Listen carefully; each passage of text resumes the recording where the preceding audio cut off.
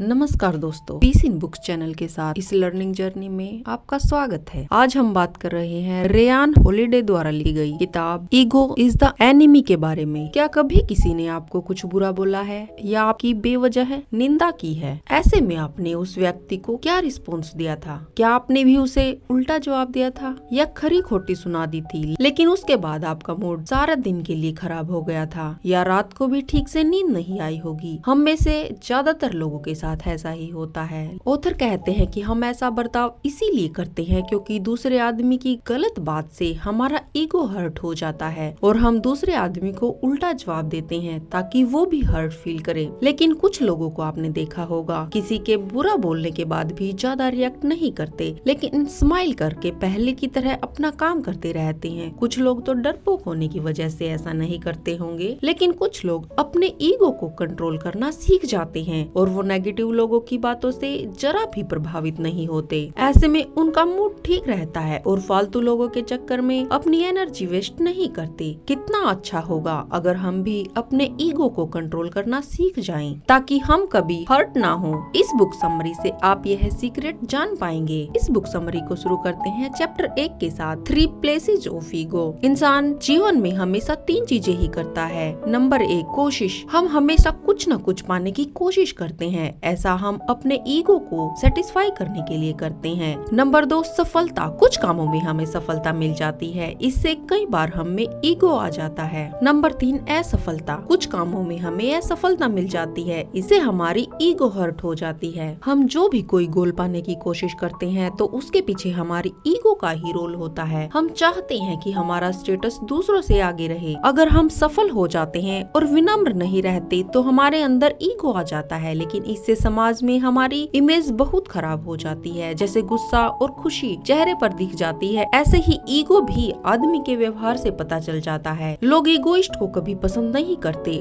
बहुत से पॉलिटिशियन इसका एग्जाम्पल हैं। एक बार सत्ता पा लेने के बाद वे सोचते हैं कि वे ही सर्वे सर्वा हैं। फिर वे कभी जनता के बीच नहीं जाते। वे सोचते हैं कि अब तो लोग उनके गुलाम हैं, लेकिन जनता सब देख सुन रही होती है। और कितनी ही बार बड़े बड़े अहंकारी नेता अगले चुनाव में बुरी तरह हार जाते हैं। कितना अच्छा हो अगर ऐसे नेता विनम्र रहें और सबके साथ अच्छा व्यवहार करें। ऐसे ही जब हम असफल हो जाते हैं तो हमारी ईगो को ठेस लगती है। हम सोचते हैं कि हम तो बहुत बड़े वीआईपी हैं और असफलता को अपनी ईगो पर ले लेते हैं। जब कोई असफल हो जाता है तो इसे अपनी बेइज्जती समझता है। वह सोचता है कि सब लोग उसका मजाक उड़ा रहे हैं, लेकिन ऐसा नहीं होता। इंसान तो इस ब्रह्मांड में केवल एक तिनका या जर्रा है। कल ही कोई तूफान या भूकंप आ जाए या कोई महामारी फैल जाए तो सारी मानव जाति पल भर में गायब हो जाएगी। ये सब चीजें न राजा को बख्शेंगी न रंक को। इसके लिए न जीत मायने रखती है न हार। इसीलिए खुद को ज्यादा इम्पोर्टेंस देना बेकार है। हमारी हार भी यही रह जाएगी और जीत भी। इसीलिए न खुशी से पागल हो जाए और न गम में डूबे रहे। दोनों में बैलेंस बनाकर जिए। लेसन 2, ईगो को कंट्रोल कैसे करें। ईगो को कंट्रोल करने के कुछ तरीके यहाँ ऑथर ने बताए हैं।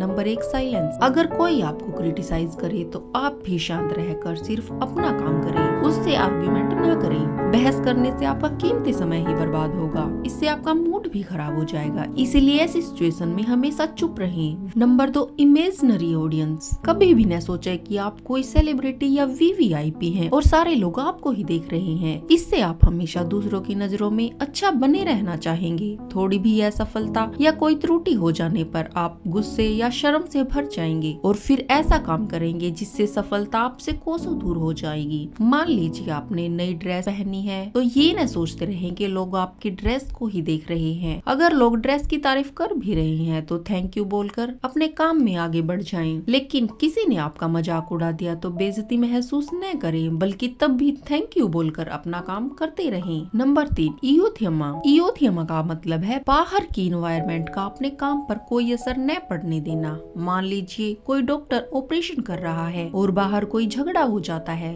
तो क्या डॉक्टर को ऑपरेशन छोड़ देना चाहिए या बिना परेशान हुए पूरा ध्यान ऑपरेशन पर लगाना चाहिए? चाहिए। ऐसा ही आपके आसपास कैसा भी माहौल क्यों न हो, आपको उससे कोई फर्क नहीं पड़ना चाहिए। मान लीजिए आप खिलाड़ी हैं लेकिन गरीब परिवार या बैकवर्ड एरिया में रहते हैं, तो भी सिर्फ अपनी प्रैक्टिस करते रहें। अगर भाग्य को कोसते रहोगे तो कुछ भी नहीं मिलेगा, लेकिन प्रैक्टिस करते रहोगे तो कोई न कोई सफलता जरूर मिलेगी। Number 4, humanity. कितने भी बड़े आदमी क्यों न बन जाएं, हमेशा शांत और विनम्र बने रहें। दूसरों के हमेशा काम आए, इससे आप और आगे बढ़ते रहेंगे। लेसन 3, सैमरोक फॉर्मूला। सैमरोक अमेरिका के मिक्स्ड मार्शल आर्ट के महान खिलाड़ी और कोच थे। उन्होंने नए खिलाड़ियों को ट्रेन करने के लिए एक फॉर्मूला बनाया था। फॉर्मूला था, किसी भी खिलाड़ी का मुकाबला हमेशा उससे बेहतर खिलाड़ी से करवाया जाता था। इससे उस खिलाड़ी में ईगो नहीं आता था। उसे लगता था कि वो सब कुछ नहीं है, बल्कि उससे भी बेहतर अभी कोई है, और वो अपने से बेहतर खिलाड़ी से बहुत कुछ सीख लेता था। जब वो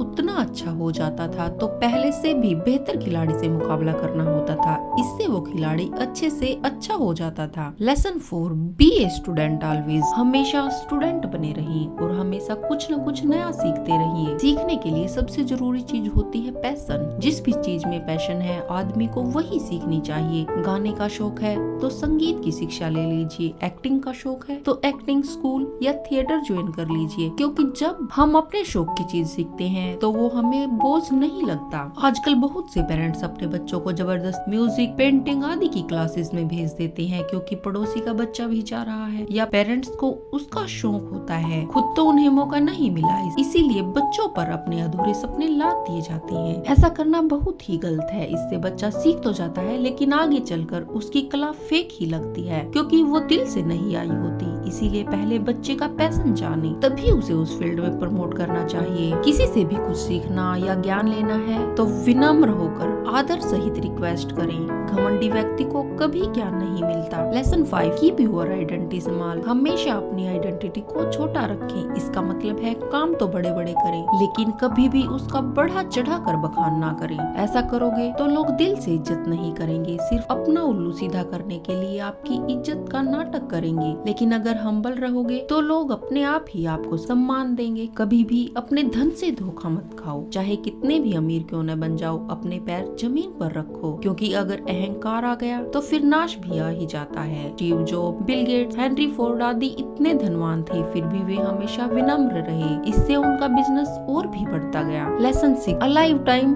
डेड टाइम। हमारी जिंदगी में दो तरह का समय होता है, अलाइव और डेड। जब हम कुछ नया सीख रहे होते हैं या स्ट्रगल कर रहे होते हैं तो उसे ही अलाइव टाइम कहते हैं। लेकिन जब हम सिर्फ रोजमर्रा के काम करते हैं और कुछ भी नया करने की कोशिश नहीं करते तो वो डेड टाइम होता है। बहुत से लोग कुछ भी नया करने से डरते हैं, जैसे कुछ लोग कहीं भी घूमने फिरने नहीं जाते, या तो वे डरते हैं या एक भी पैसा खर्च नहीं करना चाहते। अगर आपके पास जॉब है तो कुछ बजट यात्राओं के लिए जरूर होना चाहिए। विदेश नहीं जा सकते तो भारत के हर स्टेट की फेमस जगह पर तो जा ही सकते हैं। अगर आपको लाइफ जिंदा दिली से सीखनी है तो हमेशा कुछ नया सीखते रहिए, फिर चाहे आपकी उम्र कितनी भी क्यों न हो। Lesson 7, don't stop for clap. अगर आप कोई गेम जीत जाते हैं तो लोगों की तालियां सुनने के लिए न रुके। हाँ, उनका हम्बल तरीके से धन्यवाद करें और आगे बढ़ जाएं। इसका मतलब है कि आप तारीफ और वाहवाही की उम्मीद कभी न पालें। आपने कोई भी काम कितना भी अच्छा क्यों न किया हो, ये न सोचे कि अब लोग मेरा गुणगान करें, मुझे क्रेडिट दे